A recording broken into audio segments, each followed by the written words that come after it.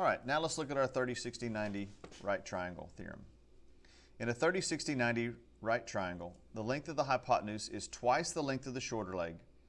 The length of the longer leg is the square root of 3 times the length of the shorter leg. So once again, like we did in the 45, 45, 90, we are going to change these values of s to an n. So this is our n value across from the 30. This across from the 60 is going to be n radical 3. And we'll change this one to 2 times n. So what this says is the hypotenuse is twice the length of the shorter leg. Let me draw your attention to the three angles. Okay, the 30-degree angle is our smallest angle. It's always across from the smallest leg, which is going to be our short leg n. The 60-degree is the middle length angle, and it's across from the middle length leg, which is n radical 3. The right angle is our largest angle in the right triangle, and it's across from the hypotenuse, and which is our longest side of 2n, twice the length of the short leg. So the key in this in a 30, 60, 90 right triangle is to find the length of the short leg, which is across from the 30, because you will double that to find the hypotenuse, and you'll multiply it by radical 3 to find the longer leg. So let's look at example 3. Find the missing side length. What is the value of each variable in simplest radical form? Simplest radical form, remember, means we'll have a radical in our answer if necessary. So the three things we're going to write down. We're going to write down our 30-degree angle side across from that, which is going to be our n value. 60-degree angle is going to be across from the n radical 3. And then the last one is the 90-degree is going to be our 2n. So notice we're going to go in order, 30, 60, 90. Small, middle, largest angle. This will be the smallest side, the middle length side, and the largest side. So we're going to take n and set it equal to its corresponding part over here. So we're going to have n radical 3, and 2n. So n corresponds with our x value. Now, we didn't have a 30-degree angle, but if this is 60, then this is a right angle. That means this has to be our 30-degree angle. So if you split it and look over here, we have, if we split this side here, if we were going to bisect it, it would point to our opposite side, which is going to be our x. So x is the n value here. Now, the n radical 3 is across from the 60. That means it's going to be our y value. And that leaves us with the hypotenuse, which is going to be the 2n, and that's going to be 14. So the only one where we can solve for n is going to be the last one here, where it says 2n is equal to 14. So we start with that and solve for n. Divide by 2. N is equal to 7. So what that means is we can now go back and plug in the n, 7 for n, and that means that x value is going to equal 7. And therefore, we're going to take our y value will be the n value 7 times radical 3. So let me show you over here on the diagram. This is going to be 7, which is half of 14. And therefore, the y value, this side will be 7 times radical 3. So it's different from the 45, 45, 90 when our radical was radical 2. In a 30, 60, 90, we have 3 missing parts, 3 sides, different sides. So that means we're going to have radical 3. Okay, not really, but that's just a way to remember it. Okay, we have 3 things that we're looking for. Therefore, we're going to use the radical 3. Some of you guys will learn to do this in your head, and that's great. You'll take your hypotenuse, take half of that, which is going to be 7. This will be 7 radical 3. If this had been 20, this would be 10. This would be 10 radical 3. So you can see the pattern here. So in order to go from the hypotenuse to the longer leg, you have to go through the shorter leg. You must find the shorter leg first to find the longer leg. So let's look at another one. Part B. Now, this problem seems to give people issues because it's rotated on its side. But once again, you match up the parts and it doesn't matter which way it's rotated. This is our 30-degree angle, which means this has to be our 60-degree angle. And of course, this is our right angle. So we start again by writing our in, which is our across from our 30, in radical 3, which is across from our 60, and then we have our 2n, which is across from our 90. So n corresponds with the 6. It's across from the 30. In radical 3 is across from the 60, so that is going to be x. And then we have our y value, which is across from the right angle, so that is going to be our 2n. So you look through here and to see which one can I solve for. Well, this one has two variables. This one has an n and an x. That has two variables. So this one here is already solved for n, which is 6, which means the other two can be found by just substituting in the 6 for n. So this means that x is going to be 6 radical 3, and y is going to be 6 times 2, which is 12. So as we go plug that in over here, we know this is 6. This is going to be the 6 times radical 3. This would be the 6 times 2, which is 12. Let's look at part C. Okay, once again, it's been rotated around. Now, they gave us a different side this time. So once again, we'll still start the same way. Write down in radical 3, and 2n. So we have our 30, 60, 90. The n this time is going to be the variable d across from the 30-degree angle. Okay, the n radical 3 across from the 60 is going to be 5. And f is across from our right angle, which means it's our hypotenuse. That's going to be corresponding with the 2n, so that is f. So the only one we can solve for, two variables, one variable, two variables, is going to be this one right here. So we're going to take n radical 3 equal to 5 and solve for n. Start by dividing by radical 3. Once again, like before, we cannot leave it with a radical in the denominator, so we're going to rationalize. Radical 3, radical 3. So 5 radical 3 over 3. Now, notice that this 3 and 5 can't simplify, so we're going to leave this as our answer for n, which means that the value for d is going to equal 5 radical 3 over 3. So over here I'll write 5 radical 3 over 3. So that means that we're going to have to double this to get to f. So f is equal to twice the length of this, which is going to be 5 radical 3 over 3. Now to make this, put it in the numerator, I'm going to put it over 1. And so now 2 times 5 is equal to 10 radical 3. So remember the rule I said, only outside times outside a radicals. Anything inside a radical, multiply it times inside. So we get 10 times radical 3, but don't forget about your 3 on the bottom. 1 times 3 is 3. And because 3 cannot go into 10 evenly, our answer for f is going to be 10 radical 3 over 3. So we have d is 5 radical 3 over 3, and f is 10 radical 3 over 3.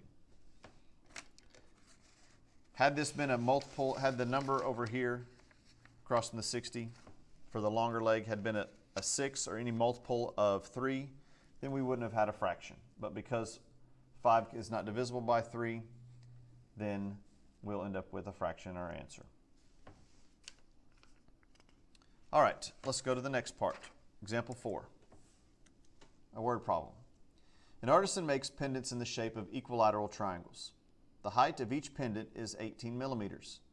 What is the length S of each side of a pendant to the nearest tenth of a millimeter? So they have a picture over here that they give us. Now I want to draw a new picture. An equilateral triangle. In an equilateral triangle, they have all angle measures equal to 60 degrees, which means that this is 60, this is 60, and this is 60. So if we take and we cut in half, we bisect the vertex angle of our equilateral triangle, it becomes a perpendicular bisector of our triangle, which means it's going to cut this side into two congruent parts and cut this angle in half, which means this becomes a 30-degree angle, and we have our 30, 60, 90 right triangle. Now what they've given us is that the height is 18. This distance right here is 18. So they want to know, what is the length of one side? Well, if we take this right here, we have to set up our n in radical 3 and our 2n. Now, since we're looking for our side length s, this is our side length and this is our side length, going from here all the way across to here. But this distance here I'm going to call x, because this is half of my side length. So our n value, which is across from our 30, is going to be x. N radical 3 corresponds with 18, and 2n is going to be our s value. So the only one we can solve for is the n radical 3 equals 18. So we take n radical 3 equal to 18, and then we will start by dividing by radical 3. Once again, rationalize the denominator.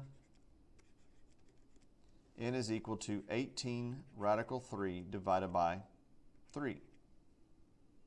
3 goes into 18 6 times, which means our value of n is going to be 6 radical 3. And since n is equal to x, means x is equal to 6 radical 3. And because each of these are x here, then it takes 2 x's to equal 1 s, so our side length will then become 2 times 6 radical 3, and 2 times 6 is 12, so our side length is 12 radical 3.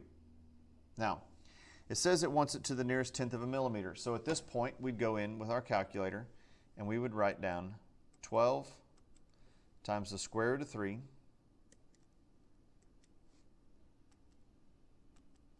and that gives us 20.7, and they want the nearest tenth of a millimeter, so the 8 rounds the 7 up to 8, so this becomes 20.8. 20.8 millimeters.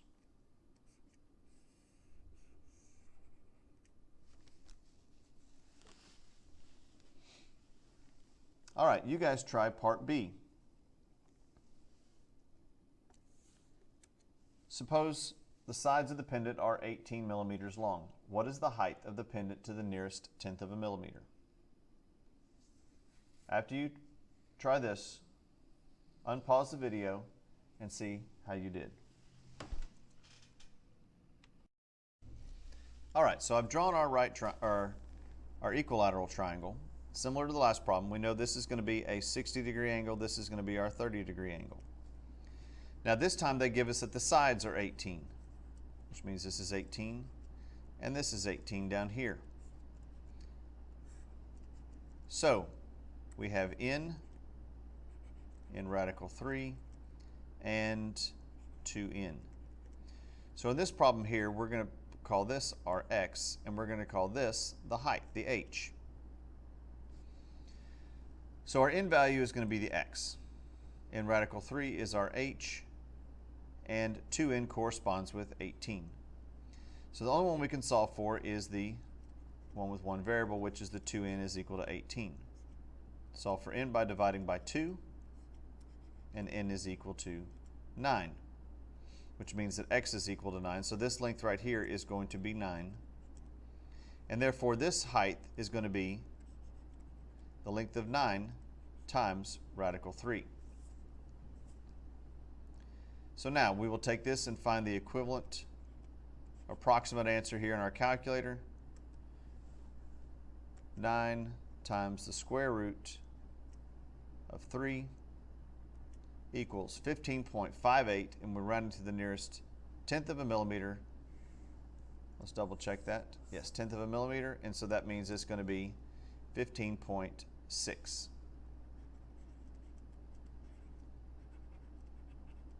And that becomes your solution.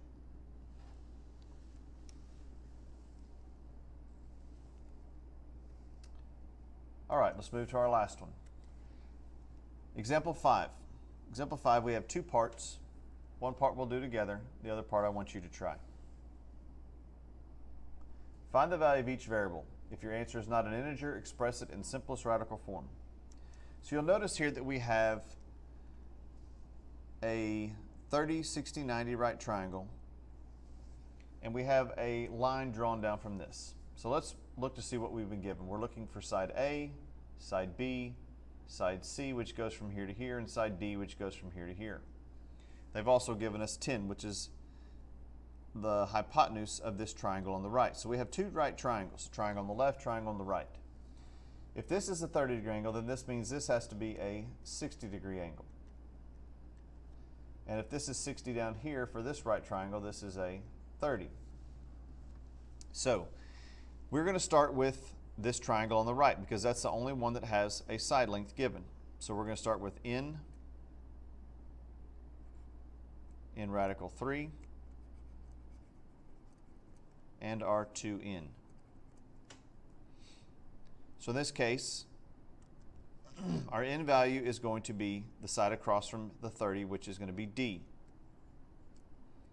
N radical 3 is the side across from the 60, which is going to be b. And that means my hypotenuse is the 2n, which is going to be 10. So the one I can work with is the 2n is equal to 10. So solve for n. Start by dividing by 2, and that n is equal to 5. So as we go write this in here, this is going to be a length of 5, which means that my b value is going to be the n, which is 5 times radical 3. So this becomes 5 radical 3. So over here we'll have all of our variables, a equals, b equals, c equals, and d equals. So a is going to be, we haven't found yet, b we know is 5 radical 3, and d down here is 5. So that's all we can find on the triangle on the right. Now we're going to focus on the triangle on the left. So in this triangle, we have another 30, 60, 90. So I'm going to set up n radical 3 and 2n. In this case, n corresponds with the b, which is we know as 5 radical 3. And the side across from the 60 is c, which means that n radical 3 is equal to c, and therefore a is equal to 2n. So we know what n is, which means I can find c by taking 5 radical 3 times radical 3. So this becomes 5 times 3, because radical 3 times radical 3 is 3. 5 times 3 is 15. So c is going to be 15. And to find a, we are going to double the length of n, which is 5 radical 3. So 2 times 5 is 10, and we're left with 10 radical 3. So the answer for part A is 10 radical 3. So A is 10 radical 3, B is 5 radical 3, C is 15, and D is 5. So if I go back and fill these in, this is going to be 15, and this one will be 10 radical 3. All right. Pause the video, and I want you to try part B. Find the value of A and B. When you're done, come back and see how you did.